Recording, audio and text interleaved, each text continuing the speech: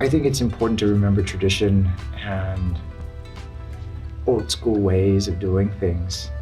Bookstores, dojos, museums are all very important. They serve a very important purpose. Everything is available online, but there's nothing quite like actually holding an old book in your hand. There's nothing like stepping into an old dojo that's not necessarily pristine, old mats, walls that look like they have holes in them from when people have accidentally kicked through them or been kicked through them. Old school kind of instruction with great masters like Sensei Demura. So, long story short, the city told him that because of something called eminent domain that he had to vacate. They were going to demolish his dojo. So, and I guess they wanted to widen the street.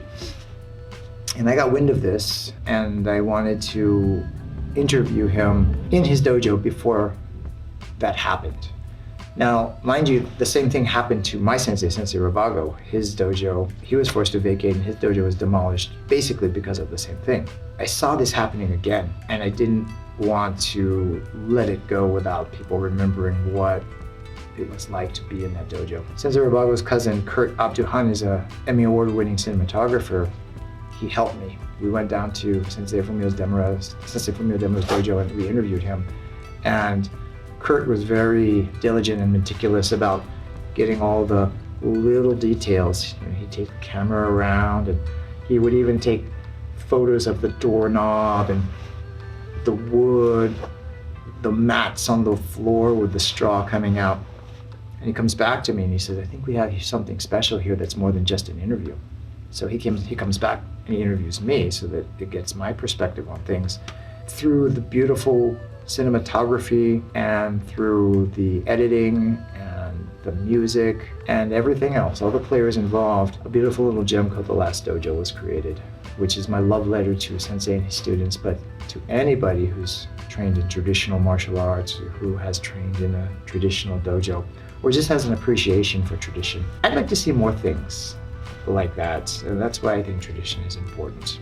I'm very forward-thinking, and I'm a big advocate of cross-training and modern methods of developing oneself, but there's a lot of good things about tradition that will be lost if we're not careful. And we've got to document this stuff. This is very important work, and we need to teach it to the next generation. This is a generation that is growing up on faster and faster technology. Let's take time to breathe and to appreciate our surroundings and appreciate the little things that are in our lives and be grateful. This was my small contribution to that, and I hope that through the work of this channel as well, that we can continue to do that and recognize tradition, but also recognize practitioners of traditional arts. Well, cinema definitely has a big role in boosting enrollments at dojos. It happened during the Kung Fu craze. It happened certainly during the Chuck Norris years, the ninja craze, and certainly, unquestionably, when Karate Kid was released, there was definitely an increase in an interest, specifically in karate. And that was different too, because now we're looking at, it's a dojo and they're kids. So now we have Cobra Kai, which is very interesting because the creators are, first of all, they're fans of the original source material. And I think they respect the material, they respect the fans. And I think they've done a really great job in balancing the nostalgia with the newer characters that appeals to the kids, And, there is a lot of cinematic Hollywood tropes that they use that, I don't necessarily agree with, but it's got to be entertaining too. And, but I think they achieve that primarily with the character of Mr. Miyagi and the memory of that character as he's brought back in flashbacks and things like that in the show. I'm not sure, the martial arts industry, as far as movies go, I'm not sure if that industry exists so much anymore in the US, but I am hoping to see a comeback of movies that are not only just about action, but about perhaps morality, integrity, ethics that infuse sort of the old school martial arts values. And I would like to see something like that brought back in a hero who does martial arts, not just an action movie with a guy who happens to do martial arts. And don't get me wrong, I love that kind of stuff too, but sometimes it's always good to return to the basics, the foundational stuff. That's the stuff that I think people will always come back to, people will always value, and I certainly know that I would love to see that.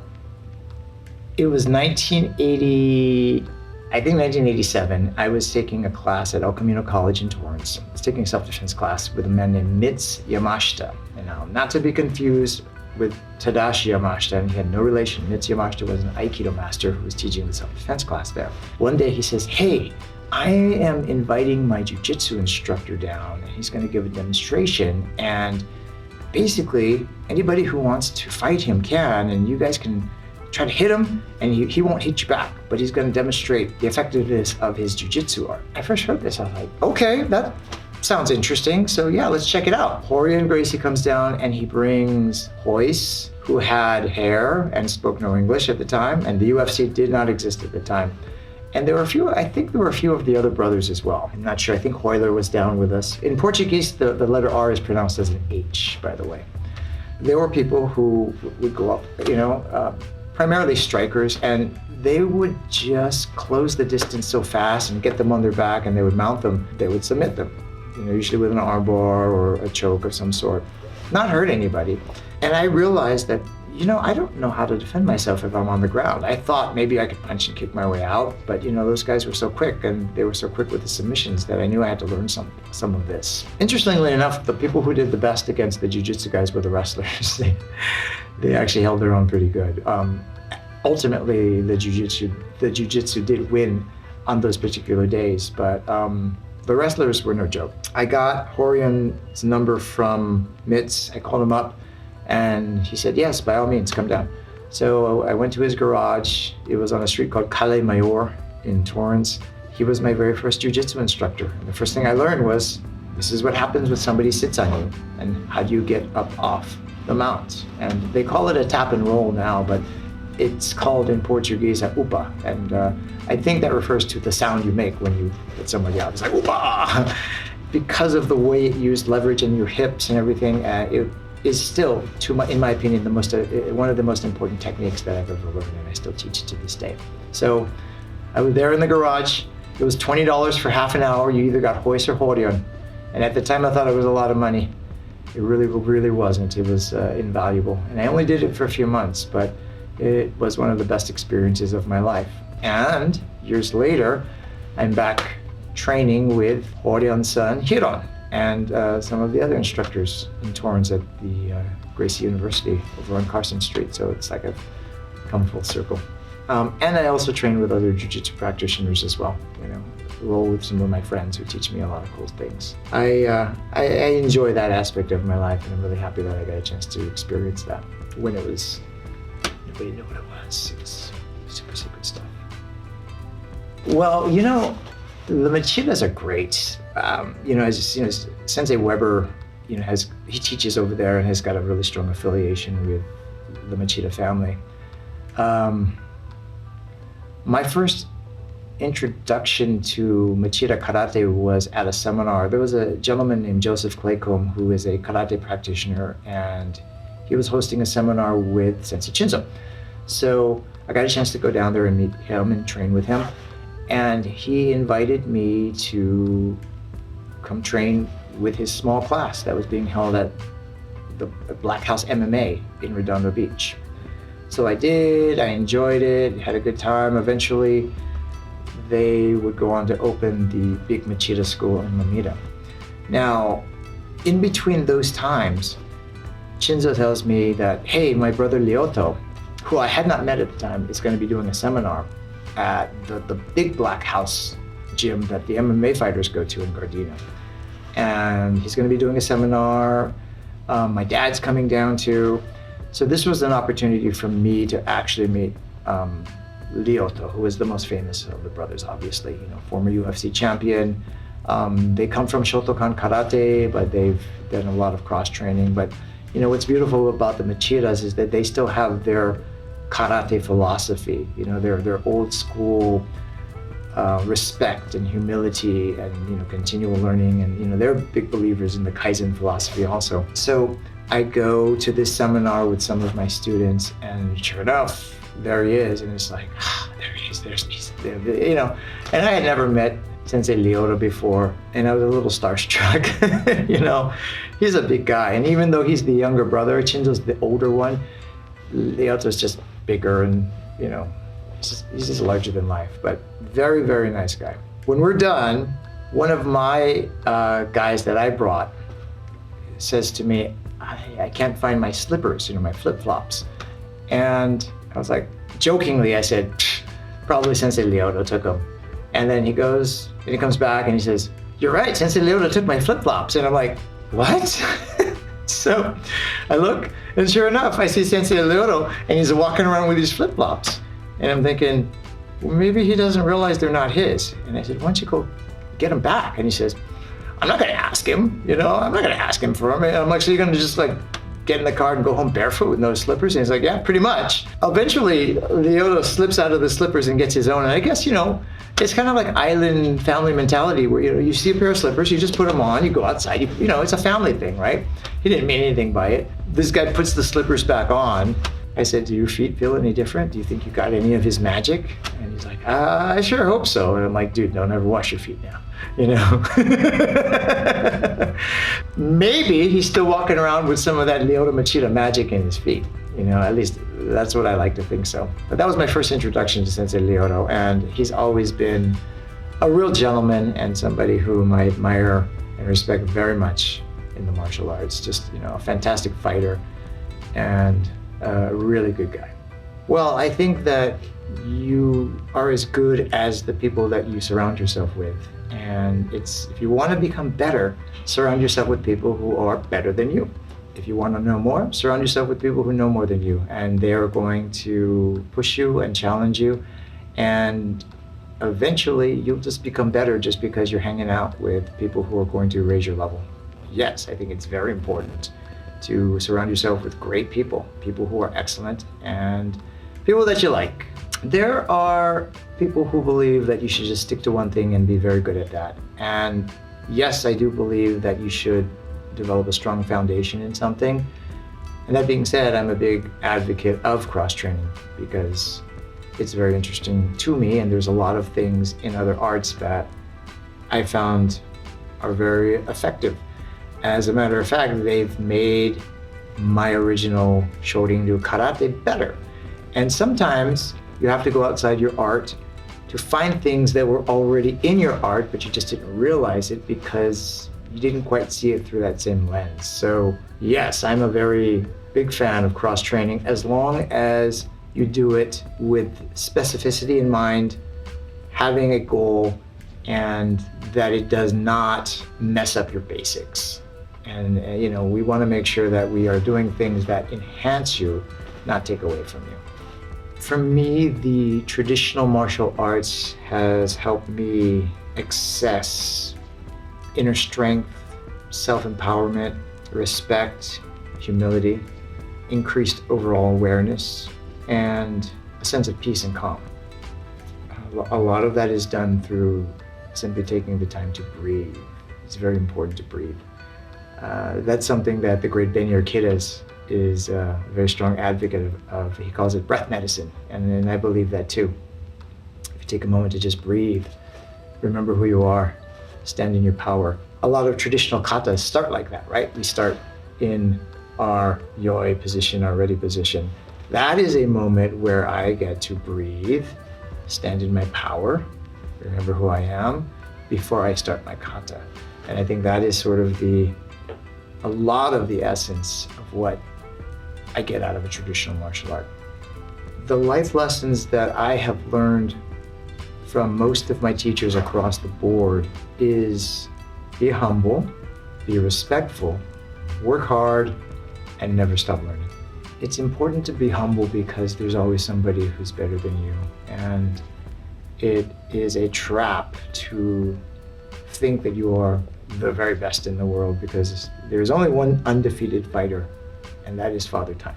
So no matter how good you are, no matter how skilled you are, eventually you're gonna run into mileage, age, wear and tear, and you're no longer going to be physically the person that you were before. Lacking that, if you still have a strong mind and a strong spirit and a big heart, then you'll always have something of value. You'll always be able to learn, you'll always be able to share when all the physical attributes diminish. All the physical things in this world are an illusion, and we want to make sure that, take care of your inside, take care of the inner you, self-healing. It's very important. All this other stuff, the illusion of riches, of fame, of glory, all that stuff is going to go away. And people are not going to remember that. But if you have a strong inner being, a person who is kind, a person who is strong, a person who is principled, a person who can stand in their power, a person who serves, that is the person who will be left standing at the end of the day. I think initially martial arts is something that people do. It can be a hobby, a fun thing. A lot of people just try it, and there might be some benefit to that. For a few people, it becomes a passion, and then for a few more people, it becomes a way of life. I think for those people, it's few and far between, but there are people who do it from beginning to end their entire life, and those people are the people who become the masters. And there's nothing wrong with just trying it. You don't have to commit your whole life to it, but there are people who do. Sensei Demura comes to mind. Sensei Tadashi Yamashita comes to mind. Benny the Jet Urquidez, and the list goes on and on. Just great people who are great martial artists and other great teachers, great human beings. Well, karate is, yes, it should be about self-protection, self-defense, but there's a lot about karate, particularly when you say karate do, which gives it sort of a philosophical connotation, that it's about self-improvement. It's about not mastery over others, but mastery over yourself. There's a lot of good things in MMA. You have to admire the fighters' commitment, their training, their toughness, their ability to overcome adversity, not only in the training, but the fight itself, and then after the fight, when they have to go through the recovery process. That's a hard life, but it is all about dominance over somebody else. It's the nature of what it is. It's the fight game. It's competitive. That's where all the trash talking comes from also, is because they're trying to sell the fight. It's like, well, we want to get people interested in it. I'm not saying that the fights are not real. They are real, but if you can get people more interested in the pay-per-views by creating this animosity that may not be as bad as it seems, then more people are going to make money. Nothing wrong with that. That's how people are making their living. There are karate martial artists who do MMA. George St. Pierre, Lyoto Machida, Stephen Thompson, people like that. They carry themselves in a different way also, I think, because of their karate background. Karate can be very effective and very useful and very empowering for fighting, for self-defense, but it does have a very strong very strong philosophical and maybe you could say spiritual base. And there's a lot about self-improvement and self-mastery that I have personally learned. Without karate, my life is definitely better because of my time spent in karate. Kata is a Japanese word that means form or formal exercise. It's thought of as containing the fighting techniques of the arts that were created and named after a particular style. I think that for me, kata holds the beauty and the art and the history of my particular art, which my base art happens to be Shorin-ryu karate, the Kobayashi lineage. But I think also kata can be, it shouldn't be thought of necessarily as this is how I teach fighting. It should be thought of as perhaps a way to remember the fighting techniques that you worked on with your partner. You worked out something and it's like, hey, these are great techniques. So, you're living in a time when you don't have recording devices and maybe you shouldn't be writing it down anyways. Maybe you're trying to do this a little bit more in secret. So you come up with these dances, or forms or katas that contain the fighting techniques, and they might be just templates. If you do this doesn't necessarily mean that this is only for this. This represents a template that is 5, 6, 7, however many techniques. And this is just sort of a bookmark. This is how to remember what we did. So then when we get back together again, it's like, oh, what did we do again? Oh, yeah. You go back to the kata, and then you get back with your training partner, and then you practice the techniques in their entirety. Now I didn't come up with that theory. These are things that I have learned following people like Patrick McCarthy and Ian Abernethy and Jesse Enkamp and Paul Enfield and people like that who are people who I respect. And I tend to believe that same thing, that it's not so much a way to teach fighting, it's a way to remember the techniques of the fighting. It would be very difficult for me to give one piece of advice to martial artists in the world. So I'm going to cheat a little bit and bundle it and give you 3. I would say, do your best, never give up, and have fun. Thanks so much for watching. We spend a lot of time putting these videos together. So if you like what you saw, go ahead and hit that subscribe button. And give this video a like and a share to anybody you think might like it. And if you have any thoughts or suggestions on the video, go ahead and leave a comment. We make sure to read them all. Thanks, and see you next time.